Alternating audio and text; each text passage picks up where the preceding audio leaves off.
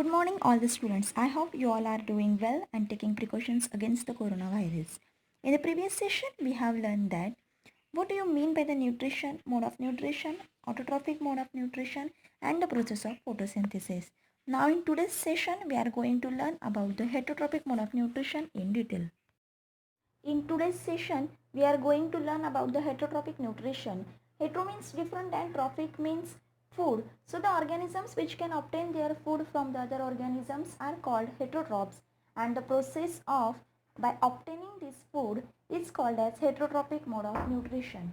So all the heterotrophs, they can depend directly or indirectly on the autotrophic organism for their food and energy requirements. All of you know that plants can possess chlorophyll, but some of the plants are such like that they do not have chlorophyll.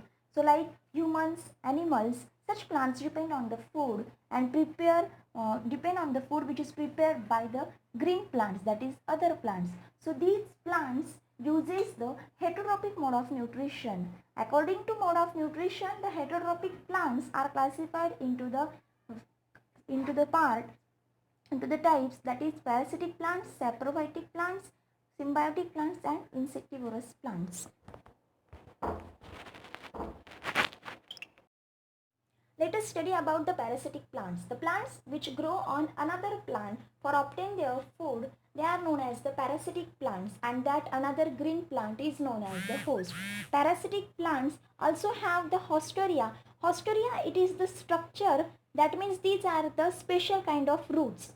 Okay, the function of these hostoria is to penetrate inside the host or the stem of the host and to take nutrition from that host body. So these parasitic plants can suck the sap from the stem of the host using their special parasitic roots. These are known as hostoria, and that hostoria can penetrate into the host tissue and make connection with that conducting elements of the host, and they can draw nourishment from that host.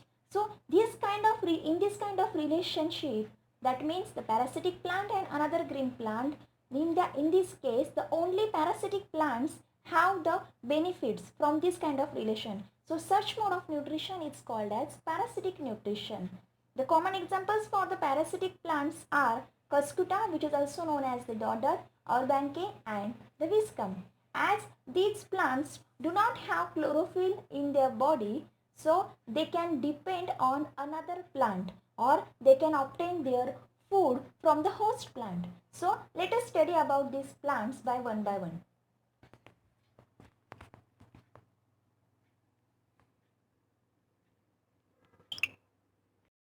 Cuscuta plant. It is the parasitic plant or it is the plant parasite. That means it can grow on another green plant. See, here it is the picture showing the hostoria in the Cuscuta.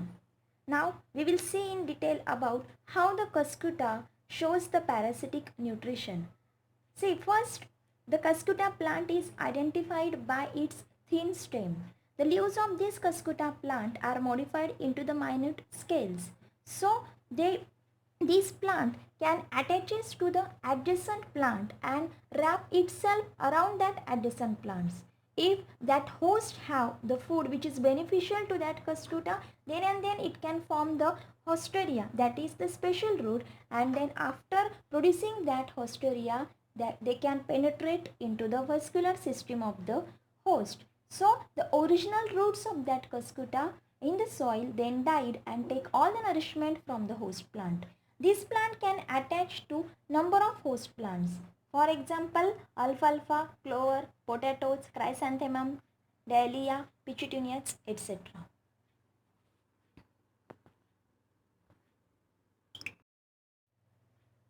Now, next one example is the Orobenke plant, which is also the parasitic plant. It is also known as the root parasite. These are the root parasite of plants. Those have the broad leaf. They lack chlorophyll and seen on ground only when they flowers. See, this is the figure which shows the Orobanche on sunflower stem. They can obtain all its nutrition from the host plants. They possess long-lived seeds.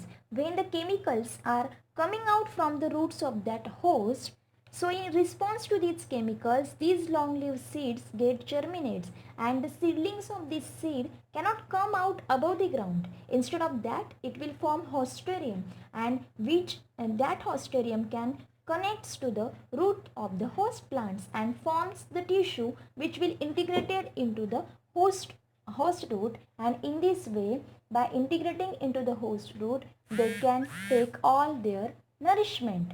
So the example for the host of this parasitic plant are root of the pea plant, bean, lentil, tomato and capsicum.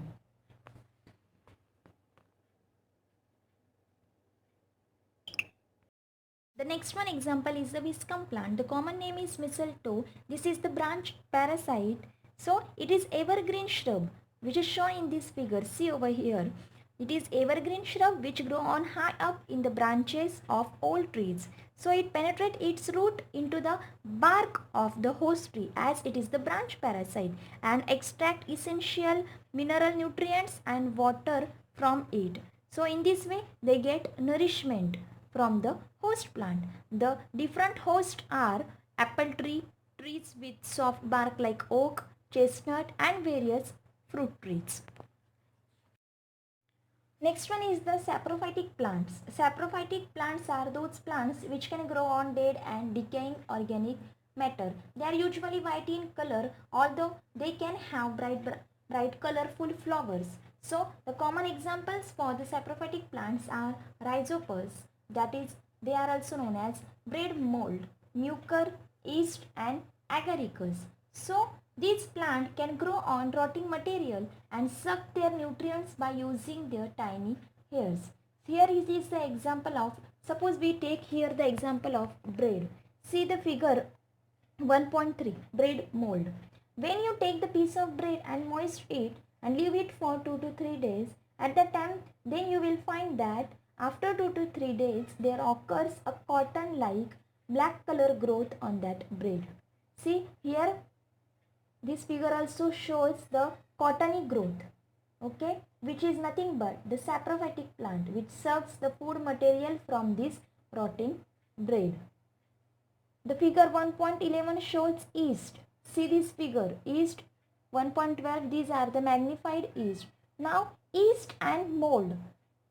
So the difference between the yeast and mold is yeast are the unicellular fungi which have the just one cell, and molds they are the multicellular fungi. They grow with the help of multiple cell filaments like the hyphae. They possess the filamentous hyphae. Both are the fungi. Okay, these two both are the fungi, but one is the unicellular while another one is the multicellular.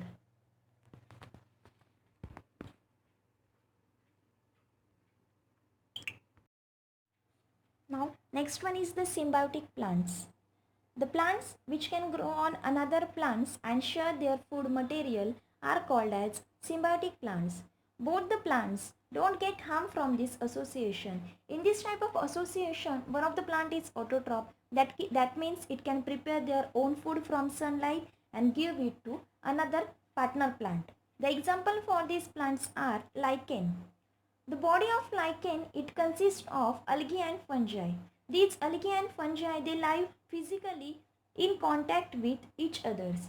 So as algae is green, it can prepare their food material and give it to the fungi, and from fungi in return they can take shelter, water and mineral. In this way they live in the association, that means the symbiotic association. So this association is beneficial to both the partners. The next example is the mycorrhiza. Myco means fungus and rhiza means root. So literally it means that fungus root, but it is the symbiotic association between the root of plant and fungi. See the hyphae. Hyphae means it is the root-like organ of fungi. So the hyphae of fungi can form the specialized sheath around the root of plant, and this coating of the sheath is called as mycorrhiza. In this type of association, plant provide its food to the fungi, and in return fungi can provide necessary nutrients to the plants which can improve the plant's ability to store the carbohydrates. The another example for this symbiotic association is mushroom and orchids. See this figure 1.17. This shows the algal cell and fungal hyphae. This is the lichen. So algal cells are covered by the fungal hyphae, both live togetherly, and they can give or they can share their food material with each others. See the structure of hyphae in the figure 1.16.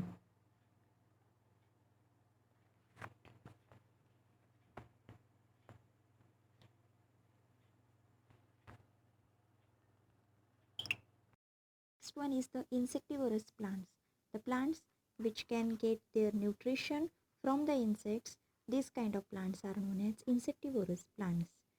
When the plant does not get enough nutrients from soil, then they obtain these nutrients by trapping the insects within their leaves. Such type of plants are called as insectivorous or carnivorous plants. Carnivorous means they can derive some or most of their nutrients from trapping the insects. So for trapping these insects, the plants can modify their leaves in several ways. So these trapped insects are killed by the plants and take nutrients from that insect's body by sucking. The example for these insectivorous plants are pitcher plant, sundew, bladderwort, and Venus flytrap. Let us study about the pitcher plant. Pitcher plant, it is also the insectivorous plant. This plant possesses the leaves which are modified to form the pitcher-like structure or the cup-like structure. This pitcher is hollow tube which opens at the top and has specialized flap or the hood. That hood is also known as the lid, which are covered completely or partially. So this brightly colored hood is often secretes the nectar substance, and due to that secretion of nectar, the insects or the prey get attracted towards it. Inside this pitcher, there are also certain hairs which are lying downward side. So whenever the insect is trapped by this pitcher, the lid can be closed down, and hair which are present inside, they prevent the insect to go back from it. So at the bottom of the pitcher, there is a small pool of water where these insects are drawn and decomposed by the digestive acid which is secreted in the water by plants. So this results in the nitrogen rich liquid food available to the plant. See this figure 1.20 pitcher plant. This shows that this is the leaf which is modified into the tube-like structure, that is the pitcher-like structure, which has the colorful hood, that is lid. And in this figure 1.21, see these insects, how these insects are trapped by this plant. So this is all about the pitcher plant, how it can get nutrition from the insects. These kinds of pitcher plant, this plant does not get the nutrition from the soil, so they can take nutrients from insects by killing them.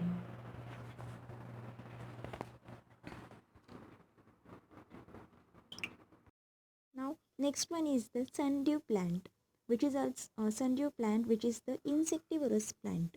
See, this name sundew is because of the glandular leaf hair which glisten like dew the sun. This plant is found on the sandy banks and other mineral soils which is poor in organic nutrient and organic nitrogen and phosphorus.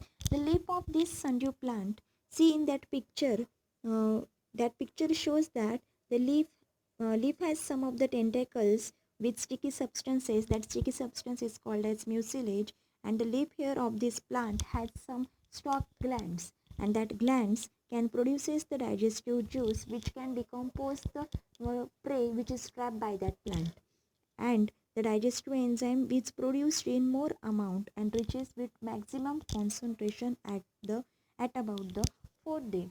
So here the word gland means these are the secretory cells which can secrete certain substances. In this case, they can secrete certain digestive juices so that they can decompose the insects or the prey which is trapped by that plant.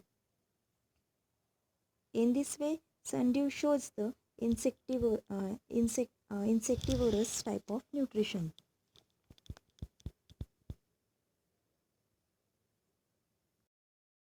Thank you.